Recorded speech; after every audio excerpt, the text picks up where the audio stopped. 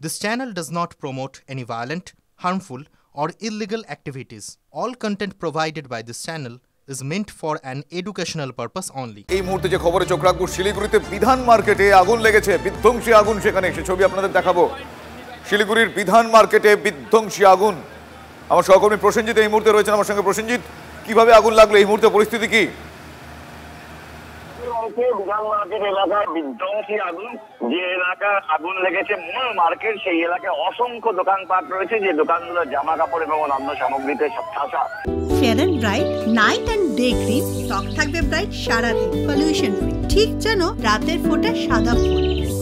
সারাদিন happy bright skin. যে এলাকাটাতে আগুন লেগেছে বিধান মার্কেটে একেবারে প্রাণ কেন্দ্র। এই সময় ভিড় ছিল, পুজোর বাজার চলছিল। আচমকা আগুন লাগে, দমকলের দুটো ইঞ্জিন ঘটনাস্থলে এসেছে, কিন্তু ব্যবসায়ীরা ক্ষোভ দেখাচ্ছেন যে দুটো ইঞ্জিন দিয়ে এই মুহূর্তে আগুনকে কিন্তু নিয়ন্ত্রণে আনা যাচ্ছে না। একের পর এক আগুন কিন্তু অন্যান্য দোকানে ছড়িয়ে পড়ছে। কার্যত গোটা এলাকা জুড়ে তীব্র চাঞ্চল্য ছড়িয়েছে। দমকল আপ্রাণ চেষ্টা চালাচ্ছে আগুন নিয়ন্ত্রণে আনার, কিন্তু এখনো পর্যন্ত আগুন নিয়ন্ত্রণে আসেনি। শুভজিৎ। প্রসেনজিৎ, এই ঘটনা এখনো পর্যন্ত তুমি যেরকম বললে ঘিঞ্জি এলাকা এবং সেখানে পাশে বেশ কিছু দোকান রয়েছে, এখনো পর্যন্ত আগুন ছড়িয়ে পড়ার সম্ভাবনা বা কতটা অ্যারেস্ট করা যাবে আগুন, কি বলছেন দমকল কর্মীরা? দেখো, গোটা এলাকাটায় আগুন ছড়িয়ে পড়ার সম্ভাবনা প্রবল। তার কারণ গোটা এলাকাটা অত্যন্ত ঘিঞ্জি এলাকা, সমস্ত দোকানপাট গা ঠাসাঠাসি করে রয়েছে, এবং যেহেতু সামনে পুজো, ফলে সমস্ত দোকানেই কিন্তু জামা কাপড় থেকে শুরু করে অন্যান্য সামগ্রী কার্যত ভিড়ে ঠাসা অবস্থায় রয়েছে।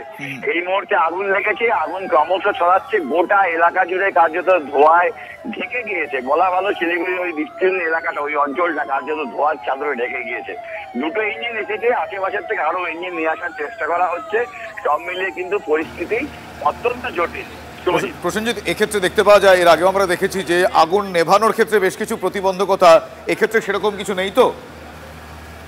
দেখো, এই এলাকায় তো জলের যে মূল সোর্স, সেই ধরনের সোর্স এখানে নেই, কারণ এই এলাকায় তো কোনো পুকুর বা এই ধরনের কিছু নেই। দমকল কর্মীরা যে দুটো ইঞ্জিন নিয়ে এসছে, সেই দুটো ইঞ্জিন আপাতত কাজ করছে। আশেপাশের যে দমকল কেন্দ্রগুলো আছে, সেই দমকল কেন্দ্রগুলো থেকে দমকলের ইঞ্জিন নিয়ে আসার চেষ্টা করা হচ্ছে। সহযোগিতার হাত তারাও বাড়িয়ে দিয়েছে এবং আগুন নেভানোর জন্য তারা এই মুহূর্তে সচেষ্ট রয়েছেন। ধন্যবাদ প্রসেনজিৎ, তোমার কাছ থেকে পরে আপডেট নেব। বন্যার জল নেমেছে, এবার মিলছে না খাওয়ার জল। পানীয় জলে দেখা যাচ্ছে জীবাণু। জল পরীক্ষা না হলে সাবমার্সিবল থেকে পানীয় জলের নিষেধাজ্ঞা পিএইচই দপ্তরের। কাঁসাই নদীর বাঁধ ভেঙে প্লাবিত হয়ে পাঁশকুড়ার বিস্তীর্ণ এলাকা, পানীয় জলের সাবমার্সিবলও চলে যায় জলের তলায়। তাতে পানীয় জলে জীবাণু থাকায় দেখা দিতে পারে ডায়রিয়া, ম্যালেরিয়া, আরও জলবাহিত রোগ। পানীয় জলের নমুনা পাঠানো হয়েছে পিএইচই দপ্তরে। রিপোর্ট এলে তবেই উঠবে নিষেধাজ্ঞা। ততদিন এলাকায় পানীয় জলের যোগান দেবে পিএইচই দপ্তর। এলাকায় দেওয়া হয়েছে জলের দুটি পাউচ মেকিং মেশিন, বসছে 24টি জলের ট্যাঙ্ক। স্বাস্থ্য দপ্তরের পক্ষ থেকে জীবাণুনাশক ওষুধও এলাকায় দেওয়া হচ্ছে।